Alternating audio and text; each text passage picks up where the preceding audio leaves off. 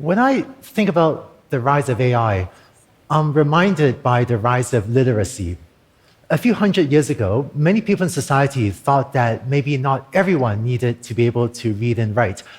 Back then, many people were attending fields or herding sheep, so maybe there was less need for written communication.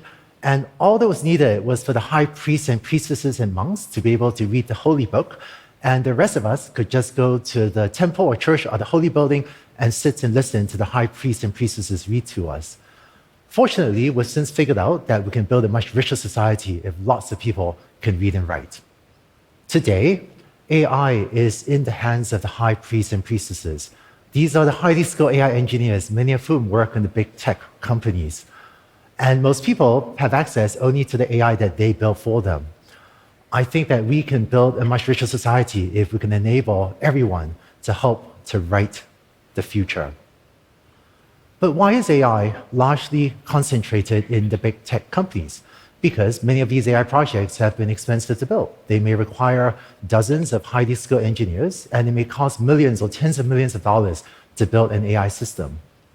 And the large tech companies, particularly the ones with hundreds of millions or even billions of users, have been better than anyone else at making these investments pay off because for them, a one-size-fits-all AI system, such as one that improves web search or that recommends better products for online shopping, can be applied to this very large numbers of users to generate a massive amount of revenue.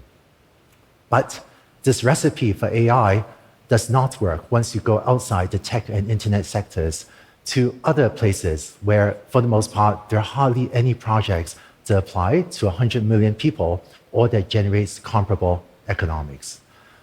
Let me illustrate with an example.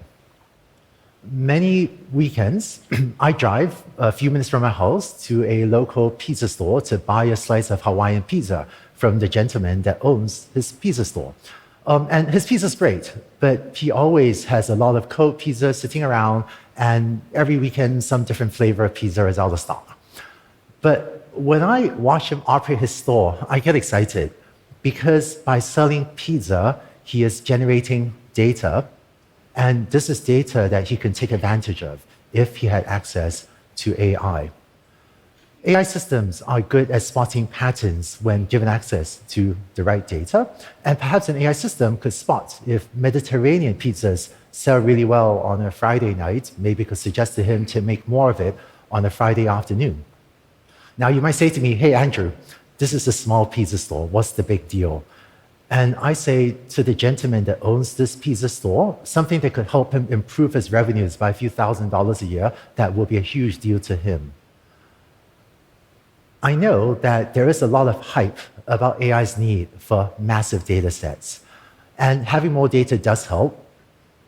But contrary to the hype, AI can often work just fine even on modest amounts of data, such as the data generated by a single pizza store. So the real problem is not that there isn't enough data from the pizza store. The real problem is that the small pizza store could never serve enough customers to justify the cost of hiring an AI team. I know that in the United States, there are about 500,000 independent restaurants, and collectively, these restaurants do serve tens of millions of customers, but every restaurant is different, with a different menu, different customers, different ways of recording sales, that no one-size-fits-all AI will work for all of them. What would it be like if we could enable small businesses, and especially local businesses, to use AI? Let's take a look at what it might look like at a company that makes and sells t-shirts. I would love if an accountant working for the t-shirt company can use AI for demand forecasting. Say, figure out what funny memes to print on t-shirts that would drive sales by looking at what's trending on social media. Or for product placement, why can't a front of store manager take pictures of what the store looks like and show it to an AI and have an AI recommend where to place products to improve sales? Supply chain, can an AI recommend to a buyer whether or not they should pay $20 per yard for a piece of fabric now, or if they should keep looking because they might be able to find it cheaper elsewhere?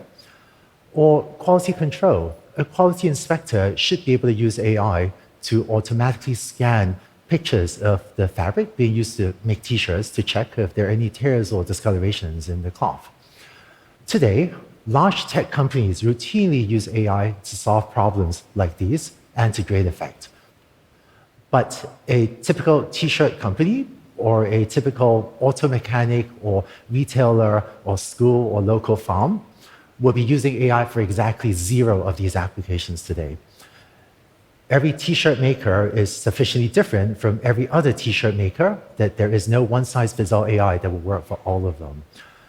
And in fact, once you go outside the internet and tech sectors, in other industries, even large companies, such as the pharmaceutical companies, the car makers, the hospitals, also struggle with this.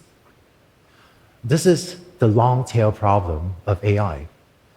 If you were to take all current and potential AI projects and sort them in decreasing order of value and plot them, you get a graph that looks like this. Maybe the single most valuable AI system is something that decides what ads to show people on the internet. Maybe the second most valuable is a web search engine. Maybe the third most valuable is an online shopping product recommendation system. But when you go to the right of this curve, you then get projects like t-shirt product placements or t-shirt demand forecasting or pizzeria demand forecasting. And each of these is a unique project that needs to be custom built. Even t-shirt demand forecasting, if it depends on trending memes on social media, is a very different project than pizzeria demand forecasting, if that depends on the pizzeria sales data. So today, there are millions of projects sitting on the tail of this distribution that no one is working on, but whose aggregate value is massive. So how can we enable small businesses and individuals to build AI systems that matter to them? For most of the last few decades, if you want to build an AI system, this is what you have to do. You have to write pages and pages of code. And while I would love for everyone to learn to code, and in fact, online education and also offline education are helping more people than ever learn to code, unfortunately, not everyone has the time to do this. But there is an emerging new way to build AI systems that will let more people participate. Just as pen and paper, which are a vastly superior technology to stone, tablet, and chisel, were instrumental to widespread literacy, there are emerging new AI development platforms that shift the focus from asking you to write lots of code to asking you to focus on providing data, and this turns out to be much easier for a lot of people to do. Today, there are multiple companies working on platforms like these. Let me illustrate a few of the concepts using one that my team has been building. Take the example of an inspector wanting AI to help detect defects in fabric. An inspector can take pictures of the fabric and upload it to a platform like this, and they can go in to show the AI what tears in the fabric looks like by drawing rectangles, and they can also go in to show the AI what discolorations in the fabric looks like by drawing rectangles. So these pictures, together with the green and pink rectangles that the inspector's drawn, are data created by the inspector to explain to AI how to find tears and discolorations. After the AI examines this data, we may find that it has seen enough pictures of tears, but not yet enough pictures of discolorations. This is akin to if a junior inspector had learned to reliably spot tears, but still needs to further hone their judgment about discolorations. So the inspector can go back and take more pictures of discolorations to show to the AI to help it deepen its understanding. By adjusting the data you give to the AI, you can help the AI get smarter. So an inspector using an accessible platform like this can, in a few hours to a few days, and with purchasing a suitable camera setup, be able to build a custom AI system to detect defects, tears and discolorations in all the fabric being used to make t-shirts throughout the factory. And once again, you may say, hey, Andrew, this is one factory. Like, why is this a big deal? And I say to you, this is a big deal to that inspector whose life this makes easier. And equally, this type of technology can empower a baker to use AI to check for the quality of the cakes they're making, or an organic farmer to check the quality of the vegetables, or a furniture maker to check the quality of the wood they're using.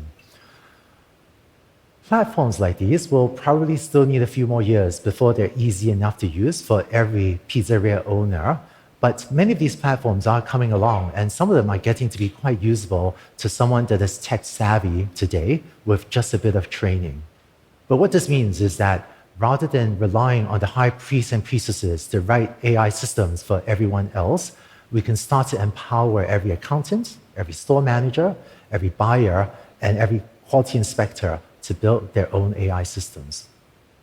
I hope that the pizzeria owner and many other small business owners like him will also take advantage of this technology, because AI is creating tremendous wealth and will continue to create tremendous wealth.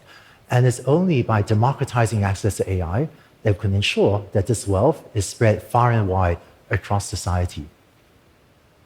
Hundreds of years ago, I think hardly anyone understood the impact that widespread literacy will have. Today, I think hardly anyone understands the impact that democratizing access to AI will have. Building AI systems has been out of reach for most people, but that does not have to be the case. In the coming era for AI, we'll empower everyone to build AI systems for themselves, and I think that will be an incredibly exciting future. Thank you very much.